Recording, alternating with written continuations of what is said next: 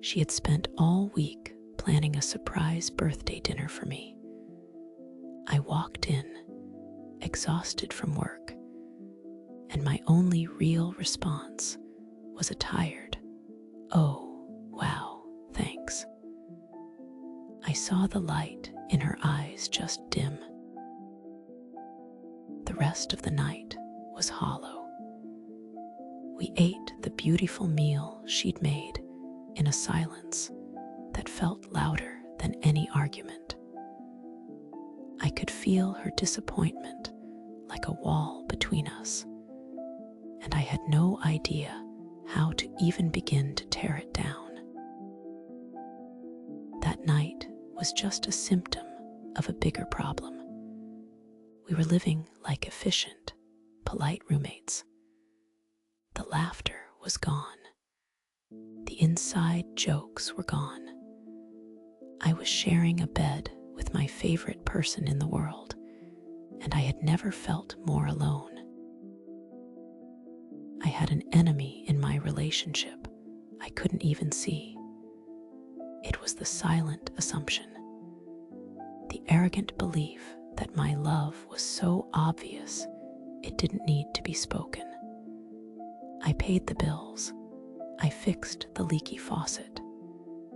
I thought my actions were enough. I thought she should just know I was grateful for her. Lying in bed that night, I had a horrifying thought. I was making the person I loved most feel completely invisible, and I was going to lose her because of it. A few days later, I was looking at old photos on my phone. I found one from our first year together, and the joy in our eyes was so bright it almost hurt to look at. We were vibrant, connected, alive. A single question burned in my mind. Where did that go? That question sent me on a quest. I started Googling things I was embarrassed to type, like how to reconnect with your partner. I read articles and forums, looking for some kind of answer, some kind of hope. That's when I found it. The work of the Gottman Institute, relationship researchers who could predict divorce with stunning accuracy. They talked about a magic ratio of 5 positive interactions for every 1 negative interaction. And one of the most powerful positive interactions, expressing gratitude. It hit me like a lightning bolt. Gratitude wasn't just about being polite. It was the currency of a healthy relationship. It was the active ingredient for building a bank of goodwill that protects you from the hard times. The next morning, I decided to try. It felt terrifyingly awkward. My heart was pounding just to say something I knew was true. She poured me a coffee, like she did every day, something I had long since started taking for granted. I took a breath and said, "Hey, thank you for making the coffee this morning. It really helps my day get started right." She looked up, genuinely surprised.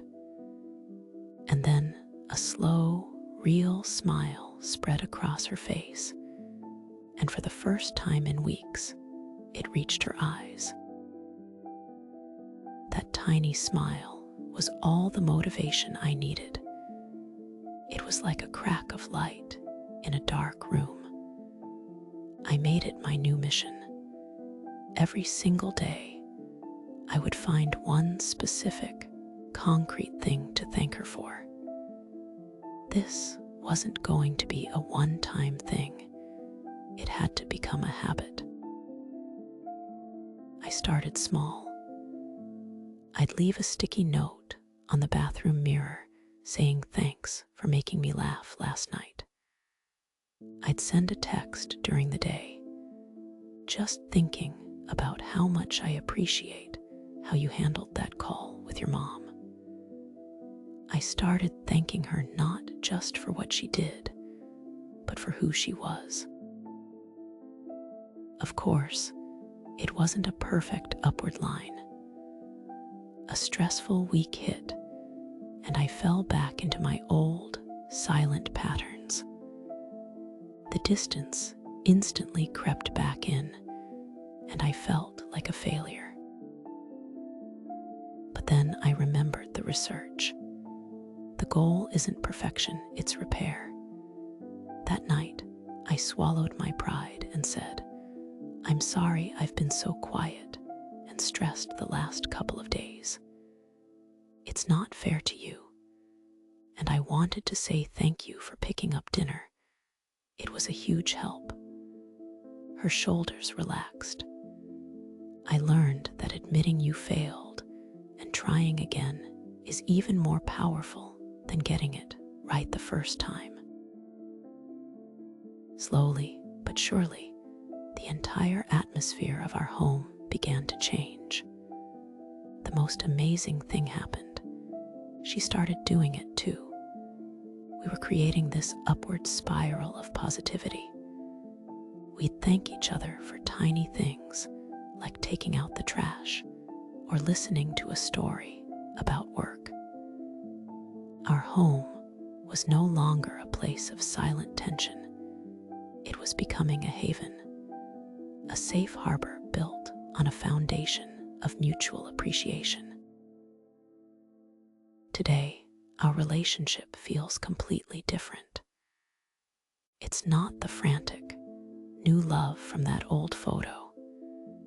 It's something deeper, richer, and more resilient. It's the quiet security of knowing you are seen, valued, and appreciated by the person sleeping next to you. I think back to that empty birthday dinner, the hollow feeling in my chest, and I contrast it with last night when I was just rambling about my day and she just listened. I paused and said thank you for being such a good listener, and the warm smile she gave me filled our small kitchen with more light than any candle. Learning to speak the language of gratitude was the key. It was a communication breakthrough that unlocked a level of intimacy I thought we had lost forever. We went from being polite roommates to being a true team, actively looking for the good in each other. Our connection is now waterproof because it's sealed with daily acts of appreciation. It's funny, I thought I needed some grand gesture to fix what was broken between us, but I was wrong. The solution was so much smaller, so much quieter. It was the simple, consistent, daily act of paying attention and verbalizing the good I saw. It was choosing to see her, really see her, and to make sure she knew it. That simple choice turned us back toward each other, and I can honestly say it saved us. If there's one thing I want you to take away from this, it's this: do not fall for the silent assumption. The people you love cannot read your mind. Your appreciation means nothing until it is expressed. Gratitude is an action. It's a choice. So tell them you're grateful, and tell them why. It's the most powerful, simple, and transformative tool you have for building a connection that truly lasts.